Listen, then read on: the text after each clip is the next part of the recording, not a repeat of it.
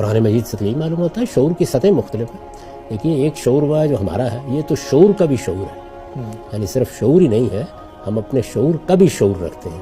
تو اس سے شعور کا بڑا غیر معمولی اظہار ہوا ہے انسان کی شخصیت میں.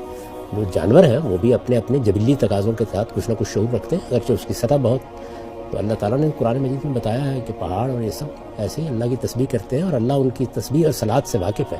اب اس کی نوعیت کیا ہے, وہ زبان حال کی تعبیر ہے, وہ زبان کال کی تعبیر ہے, اس میں کوئی خاص پہلو ہے جو ہماری نگاہوں میں نہیں اس طریقے سے آتا.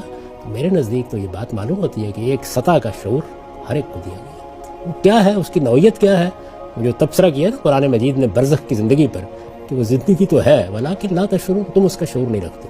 تو اس لیے جتنی بات اللہ تعالیٰ نے بیان کر دی ہے اس پر ہم ایمان رکھتے ہیں, اور اس میں کوئی استباد نہیں ہے, اس لیے کہ جو خالق ہے وہ اپنی تمام مخلوقات سے بات کرتا ہے, مخلوقات اپنے خالق کے سامنے جواب دہ ہیں. تو میرے خیال میں اس میں کوئی استباد کی بات نہیں ہے. ٹھیک ہے صاحب.